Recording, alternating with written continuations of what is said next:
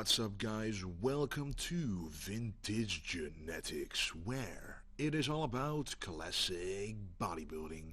And because you see it right now, I am wearing glasses, not prescription glasses, because I can see just fine. But right now it's about 8:30 p.m. and I actually recommend this to everybody who has trouble falling asleep when you sit behind a desk, behind a computer for a long time.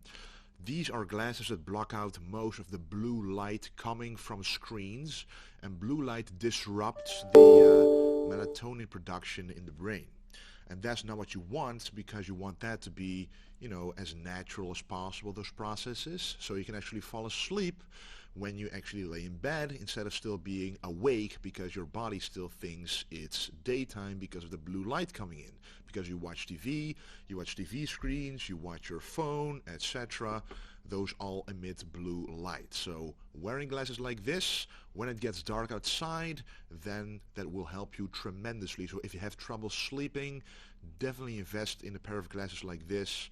That's just a tip of mine, because now I sleep a lot better than I used to do before. So that's just a tip from me to maximize recovery, to maximize your muscle gains, because that's a big part of what this channel is all about.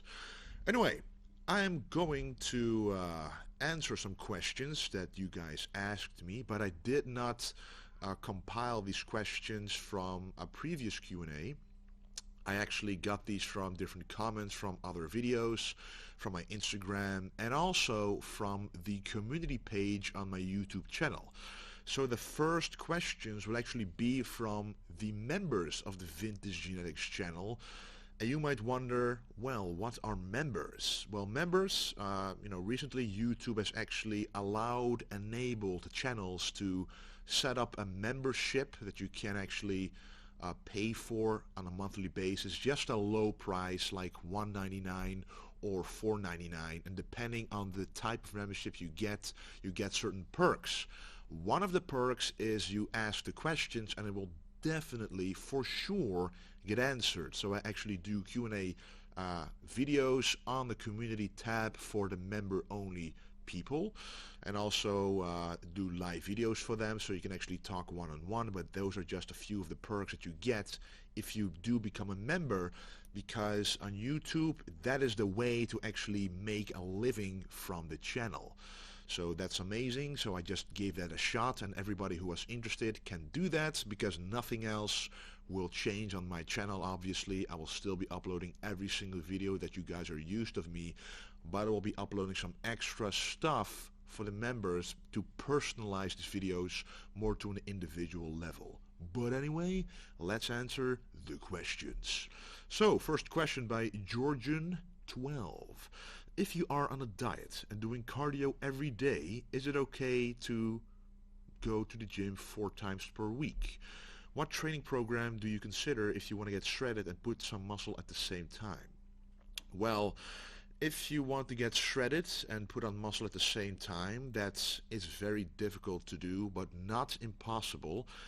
But it's not a training program that's going to do it for you, it's a nutrition plan. So always make sure to keep your protein very high, the healthy fats high enough to actually establish a healthy hormone balance.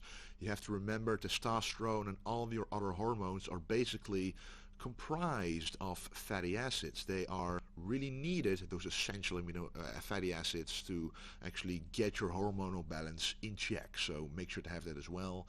And then follow some carb cycling, in my opinion. So for example, on a leg day you eat more carbs, but on a rest day you eat less carbs. So on the days that you work out, that you build muscle, you will actually recover faster from eating more carbs on those days, but on the rest day you eat less carbs, allowing you to burn some fat.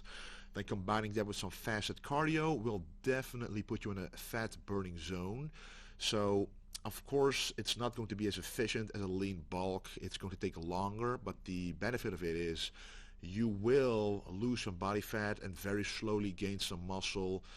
So some days the fat loss will be there, and then some days the muscle building will be there. It's a slower process, but in my opinion it is possible, especially when using the right supplements like creatine, especially creatine. A lot of people underestimate the power of creatine. It's very close to actually the importance of protein itself.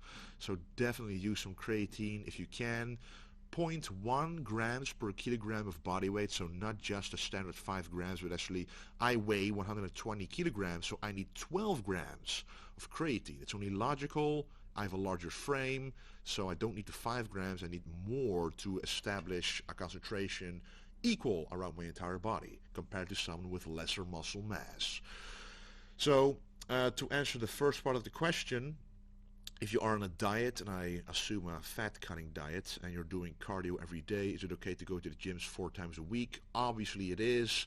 It's even better to go 5 times a week, in my opinion, depending on how hard you train, but the amount of, the frequency of training muscle groups every single week, the higher you can get that while recovering, the better it will be for stimulating muscle hypertrophy. And it depends on the kind of cardio that you're doing. Don't do high intensity cardio and combine it with high intensity training, because that will not work. Do steady state cardio, and this is my opinion, first thing in the morning, and then as far away apart from your resistance training, just your workout in the gym. That will work the best way, so you can actually design a nutrition plan accordingly, and that will work the best way, in my opinion. Next question by Big Boy. Hey Wes, looking really good. Appreciate that. How do you perform dumbbell pullovers in a way that targets way more of the chest rather than the lats for the chest workout? Is there a certain way to position the body in order to do that, and also what position to be in target more of the lats? My goal is to do the pullovers on chest and likewise back day. Well, mind-muscle connection here is very important, but for people who don't instinctively feel how to move with the dumbbell to feel either the chest specifically or the back, the lat specifically, is that, when you do a dumbbell pullover like this and you go all the way to the back, if you actually put your elbows outwards, you stretch those lats against the dumbbell, because you're here at the dumbbell because your hands are in a fixed position. If you do this while holding the dumbbell and you stretch all the way to the back, you will get a much better stretch and a mind-muscle connection in those lats, which is a good way to feel those lats working. The opposite is true for the chest. So when you want to train the chest with a dumbbell pullover, you again hold the dumbbell here, and when you go down, you actually push the elbows together, and that will actually contract that chest together like that. And that way you contract the chest, so you can actually feel the chest working more.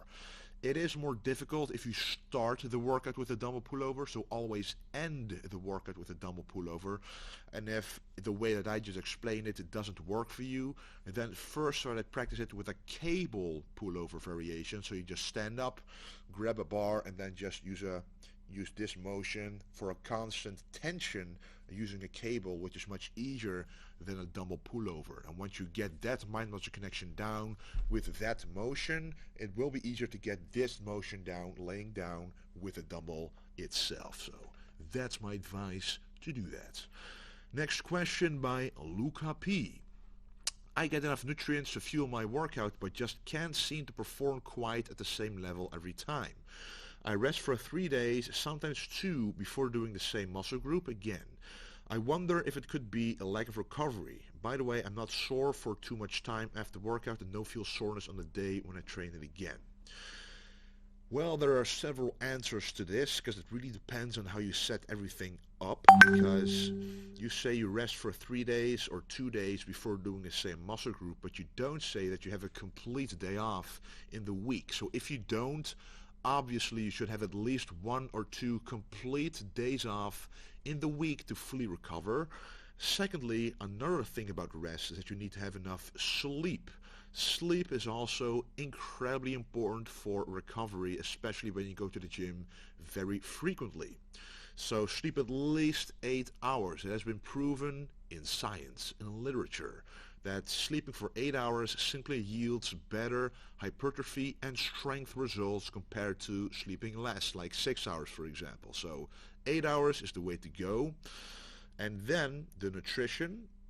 You do say that you get enough nutrients to fuel your workout, That kind of sounds like you take a big pre-workout meal, because sometimes if you use the words to fuel my workout, it kind of could mean that you take a big pre-workout meal to fuel your workouts, because a lot of people think that's how it works.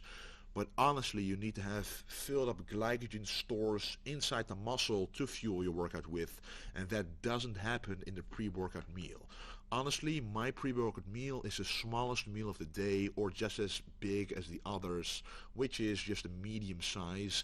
The breakfast for me is the biggest, and the post-workout meal is the biggest, because those two moments in the day, you can utilize that moment to have a very big meal, because after sleeping your stomach is very empty, you are insulin sensitive, so you make use of having a bigger meal. And after the workout, again, you worked out for a few hours, you haven't ate for a long period of time. If you had your pre-workout meal 2 hours before the gym, then you work out for 1.5 hours, so that's around 3.5 hours of not eating, plus you burn a lot of calories and glycogen, so you can fill it up again with a high carb meal. So those two meals should be big, but the meal before the workout should be on the medium to small side, about 2 to 1.5 hours before the workout. And your question about soreness, soreness doesn't tell you whether you're recovered or not. Sometimes people are very sore and they are, it doesn't really tell that they're not recovered, and vice versa. But usually when you are sore for like 5 days after a leg day, that doesn't mean you need to take a few days off or sleep better, eat better nutrition and stuff like that. But soreness doesn't necessarily tell you how much you are recovered. So those are my tips for you, because I don't know the rest of your diet and workout. I cannot give specific individual advice, obviously, but those guidelines are what I would follow. The next question is by Big Turs.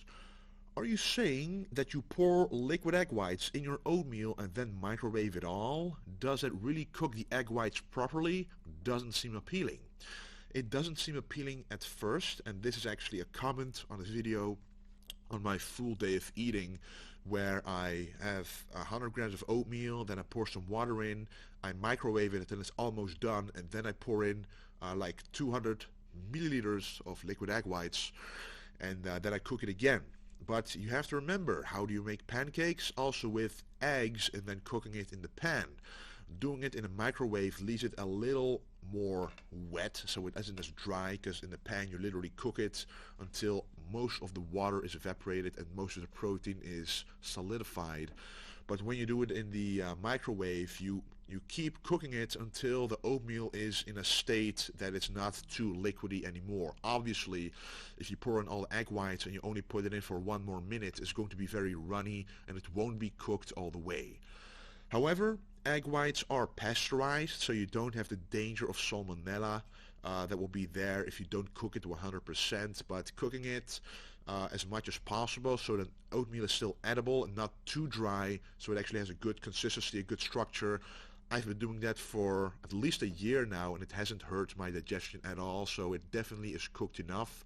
Because I do agree, if you drink liquid egg whites without cooking, just in a raw form, the protein is actually too complicated, to put it in layman's terms, to digest, and it will actually give you digestive issues, because you have to actually cook the egg whites to make your body able to digest it properly.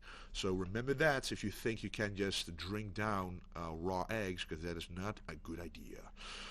Next question by Kevin Ireland.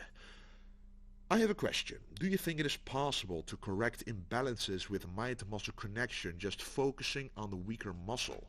Well, actually, that is one of the things that you can do to work on an imbalanced muscle group. For example, if the left bicep is weaker and smaller than the right one, you don't necessarily only have to do dumbbell work. If you, for example, take a barbell like this, and you go all the way down, but you focus on pushing the weight up with your left bicep, you might think, oh, it's going to go like this, but it won't. You keep the bar straight and use this arm as kind of a balancing arm for your in your mind, using it as a balancing arm, and use this arm to do all the power, all the strength, the true reps with. So you still go all the way down, all the way up, but you focus on this arm more. That is the secondary step to take when the dumbbell work and the unilateral work isn't enough to fix those imbalances. Because sometimes, or most of the time, I advise people, if they have an imbalance, for example in the pecs, to stay away from the barbells and go to a dumbbell press or a dumbbell fly, for example, instead of doing all those machines. But if that doesn't work, you have to take it a step further and always focus on the weaker part of that muscle group, even in those compound exercises. So that is definitely a way to use mind-muscle connection to fix muscle imbalances. The next question by The Honest Critic, a quick one. How tall are you? Well, I am 6'2.5" or 189 centimeters. Next question by Luca P. Can you lose muscle from one intense cardio session? I was playing soccer for 2 hours and I am afraid I lost muscle since I felt so dry afterwards. You felt very dry afterwards probably means you had a dry mouth and you didn't drink enough. It is true that being dehydrated is catabolic to the muscle, which is why I also advise when you wake up to drink water pretty much immediately. It's not only healthy for the gut and digestion, but also to replenish your muscle with water, especially when you work out in the morning, because you don't want to work out dehydrated. But you say one intense cardio session and then you go on to say that you were playing soccer for 2 hours.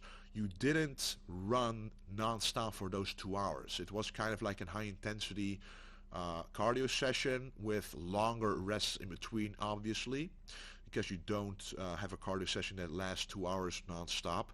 If you would do that, however, and you would do that consistently, then yes, you would lose muscle, or at least it would be very difficult to build muscle that way because you target different muscle fibers and you make it very difficult to recover on that muscle group, specifically the legs. So it also has been proven that doing high intensity cardio combined with a weight training session, so if you have them back to back, that it will negatively impact muscle hypertrophy, aka muscle growth. So that is true for sure. But you don't have to worry if you play soccer once in a while for 2 hours. You won't lose muscle. Just make sure to have a good meal before.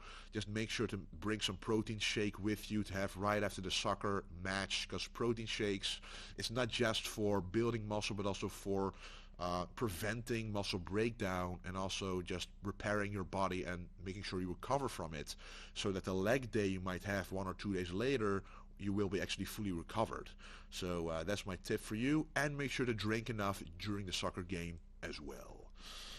Alright, next question by, and let's see, Lordson or Jortsen, I think Lordson. Hello Wes, what are your thoughts on Truvia/Stevia? 1 teaspoon intake per day for someone who is cutting down. Nothing wrong with Stevia, nothing wrong with most sweeteners on the market at all. Sucralose is one of the most used sweeteners that you see also in the supermarket. A lot of supplements use it because it has been extensively proven in science and literature to be safe. It's actually so safe that you would have to take probably 100 times as much as you can possibly eat before it will have any negative effects on your body, which has not even been proven yet, because those amounts are impossible to take in, because you have to remember most of those sweeteners are 100 if not 1,000 times sweeter than sugar. So if you would ingest so much of those sweeteners, you would simply not even like the taste, so you would not even do it because it's way too sweet then. So don't worry about sweeteners. Some people think it's bad for the gut, for gut health, or for the insulin response, for blood sugar, but all of that has already been proven to be wrong. If it was true, I would have noticed it by now, because every single morning in my oatmeal, in my yogurt, I put sweetener, and quite a lot actually. I drink a lot of Bolero, which means, well, actually, let me show you. It's like these packages. You put this in water, put it in here, and it gives you a beautiful flavor. a lot of different flavors. I drink that every single day as well, and nothing happens. So, of course, I'm just one individual, but for most people, unless you're specifically allergic or intolerant to any of the sweeteners, it won't be dangerous at all. Okay, next question. Andreas Alupas asks, what is your rest time in between sets? Is it different between bulking or cutting? Generally, when people ask me how much time you should rest in between sets, I say 45 seconds in between isolation movements, 60 seconds in between regular compound movements, and 90 seconds or more between heavy compounds like the last few sets of a bench press or a bent over row or rack pulls, squats and stuff like that. And even longer than 90 seconds, maybe even 3 to 4 minutes if you really want to hit your very last set on the squats or the deadlifts or just a very heavy exercise that you really want to maximize. Because I personally log all my lifts, especially the more important lifts, like the bigger compounds, and you want to be able to beat the previous weight. If you don't rest enough, you might actually come a rep short or 5 kilos less than last time simply because you didn't rest. If only I would have rested 1 minute longer, and science again proves this, you will be stronger in that set and build more muscle as a consequence of you lifting more weight, because lifting more weight is more mechanical tension on the muscle, which causes muscle growth. So that's what you want to do. Don't be afraid to rest longer than you think is necessary, because especially on those last sets of an exercise that you intend to hit failure on, make sure to rest enough that your heart rate goes down, you don't breathe as heavily anymore, and then go all out on that set. There are some exceptions. For example, you want on the bicep exercises, you don't have to take as much rest, which, as I said, is an isolation exercise. The more of a pump you get in those smaller muscle groups like the side delts, the triceps, the biceps and the triceps, the more metabolites will actually occur in that muscle and the more growth as well. But you always want to combine it with a heavy exercise as well with proper rest in between. So the smaller muscle groups and the most isolation exercises, you don't have to rest as long, but most compounds, especially the heavy ones, take enough rest to feel until you feel ready, and then go all out. Last question of the day by James Rulas. Tips for growing the upper chest. I've done tons of things, but nothing seems to work. Also, I like to read quite a lot of literature, and it also noted, and I've experienced this myself, that when you do a decline bench press, it hits the upper chest fibers just as much as doing an incline. So when you do an incline bench press, you actually go like this, you go upwards. Obviously you contract the upper chest, but also a lot of the delts. So sometimes the delts overtake those last few reps and they actually help way more, causing the tension here to stay the same and the tension in the delts to increase to accommodate for the extra weight. If you do a decline like this, you actually do it like this, and you see that the muscle contracts all the way to the top as well. So that happens here as well. However, the difference is you can hit a much higher weight on the decline bench press, and at the same time you won't hit your shoulders as much. So you can actually max out on that exercise, really feeling the chest go to failure, instead of making this almost like half a shoulder exercise as well, which is not what you want. So in my opinion, to maximize the upper chest development, quite often actually start out with a decline press, whether it's a chest press on a hammer strength like this, which goes inside like that, or a decline bench press, letting the bar go down right here, then going all the way up, but make sure to actually focus on the contraction of the chest as much as you can, but mostly on the stretch when you go down, and even decline dumbbell presses, but after having done those and maximizing on those and making sure you beat the weight of the previous time, so log the lifts, then hit an incline version to really fatigue those upper chest fibers to the max, and then obviously finish with like cable flies, dumbbell flies, or chest dips for a full chest development. That's what you want. Sometimes people think it's the upper chest that's lacking, but it could also be that the entire chest is lacking in mass, and therefore it looks like the upper chest is lacking. But when you have an enormous lower chest, the upper chest will come in pretty much automatically as well, because then you hit the right exercises.